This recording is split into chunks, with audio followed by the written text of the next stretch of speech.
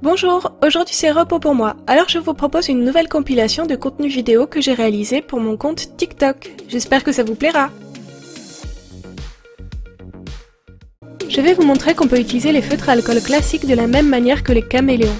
Pour obtenir un dégradé avec les feutres caméléons, il faut appliquer la chambre de mixage sur la mine de notre feutre et attendre quelques secondes. Après ça, on sera capable d'obtenir un dégradé très impressionnant qui est la marque de fabrique des caméléons. Seulement, il est aussi possible d'obtenir cet effet avec d'autres feutres, comme ici avec les feutres à alcool du magasin Action. Il suffit d'appliquer le blender contre la mine de notre feutre, et on obtient exactement le même résultat qu'avec un caméléon. Il est aussi possible d'utiliser un feutre de couleur au lieu d'un blender pour obtenir un dégradé entre deux couleurs. Je vais appliquer cette méthode pour colorier mon petit pingouin avec mes feutres à alcool de chez Action. Je tenais vraiment à vous montrer cette astuce pour vous démontrer que même si on n'a pas les moyens de dépenser 5 € pour un seul feutre, avec des feutres bon marché, on peut tout à fait obtenir un résultat similaire et de qualité. Après tout, la chambre de mixage des feutres caméléons n'est qu'un petit blender.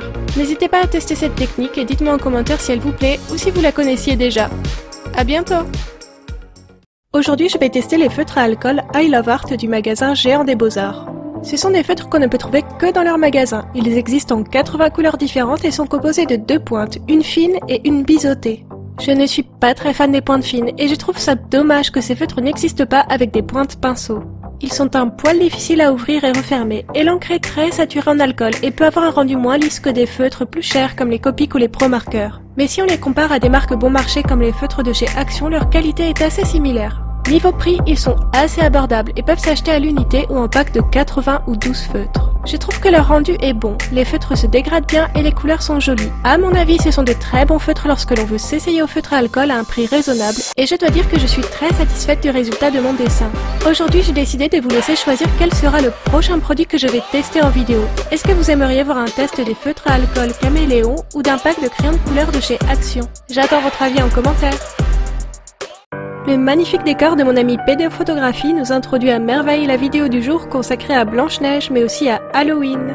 J'ai décidé d'imaginer à quoi pourrait ressembler notre gentille Blanche si elle avait été une sorcière et pour l'occasion j'ai ressorti mon iPad et j'ai utilisé Procreate parce que je ne peux plus m'en passer. Ce croquis était à l'origine dédié à la vidéo YouTube que j'ai publiée aujourd'hui et j'en ai finalement fait tout à fait autre chose par là-bas, mais toujours sur le thème d'Halloween bien sûr. Alors, n'hésitez pas à aller sur ma chaîne YouTube regarder quel costume Blanche-Neige a décidé d'y porter. Le lien de ma chaîne est sur mon profil TikTok. Pour en revenir au dessin, même si j'ai beaucoup changé la tenue, j'ai essayé d'en garder les couleurs, en les ternissant un peu.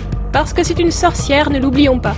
Et justement, je n'ai pas pu m'empêcher de lui dessiner un chat et un balai en plus de son chapeau pointu.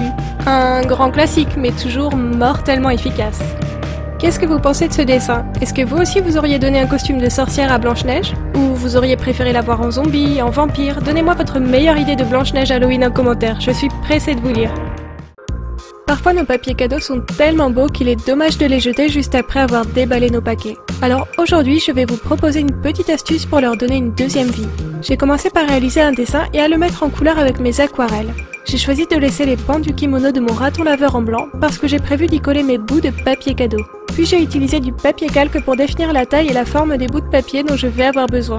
Ensuite j'ai utilisé le papier calque comme patron pour bien positionner mes formes par rapport au motif du papier. Pour l'étape de la colle, j'ai utilisé un stylo glu acheté au magasin Action, mais n'importe quelle colle pas trop liquide fera l'affaire. J'adore le résultat, j'ai vraiment l'impression que mon personnage porte un magnifique kimono en tissu imprimé. N'hésitez pas à me piquer cette astuce et à me dire ce que vous pensez de cette idée en commentaire. Personnellement, j'adore le fait de pouvoir recycler et transformer certains de nos déchets en art. Et si vous avez d'autres astuces pour réutiliser vos papiers cadeaux, partagez-les en commentaire, j'ai hâte de vous lire.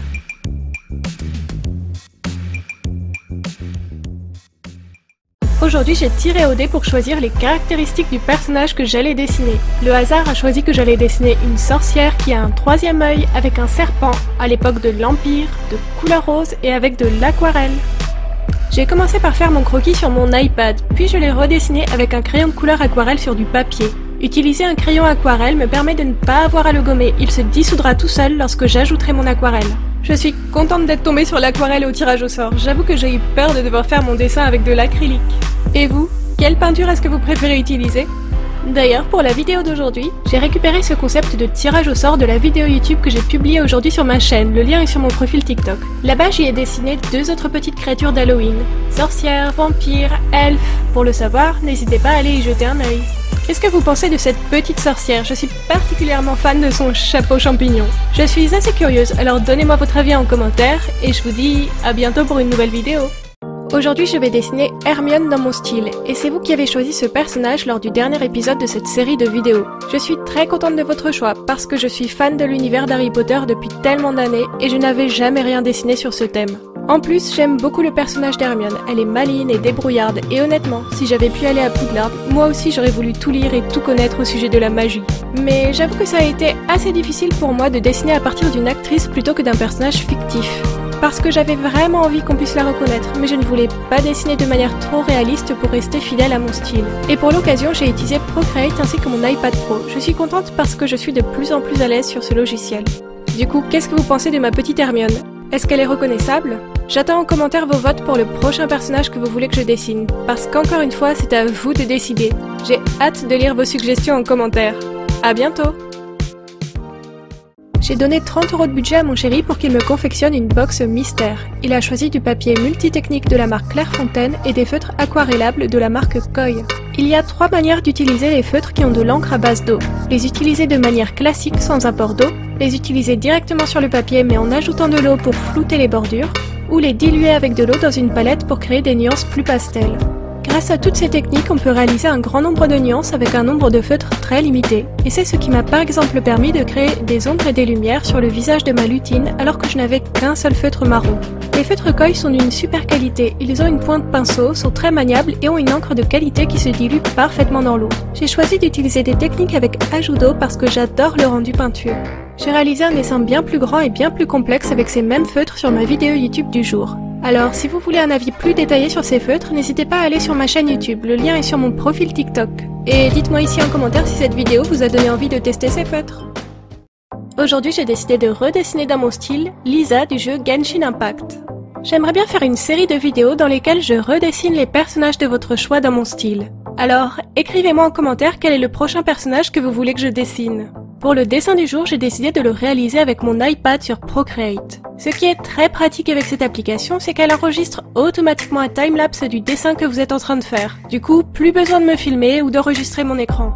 Ça n'a pas été facile de dessiner Lisa. J'adore son costume de petite sorcière et je l'ai choisi parce qu'on approche justement d'Halloween. Mais ce n'est que lorsque j'ai commencé à le dessiner que je me suis rendu compte du nombre de détails fous sur son costume. Ça m'a pris tellement de temps que j'ai failli me décourager 2 ou 3 fois. Au final, je suis très fière d'être arrivée au bout de ce fanart. Est-ce qu'il vous plaît? N'oubliez pas que j'ai également une chaîne YouTube, le lien est sur mon profil TikTok et chaque nouvel abonnement m'aide énormément. Merci d'avoir regardé cette vidéo jusqu'au bout. N'oubliez pas de voter en commentaire pour le prochain personnage et à bientôt! Merci à tous d'avoir regardé cette compilation. N'hésitez pas à me dire en commentaire ce que vous avez pensé de ces diverses petites vidéos et je vous dis à samedi pour la prochaine vidéo.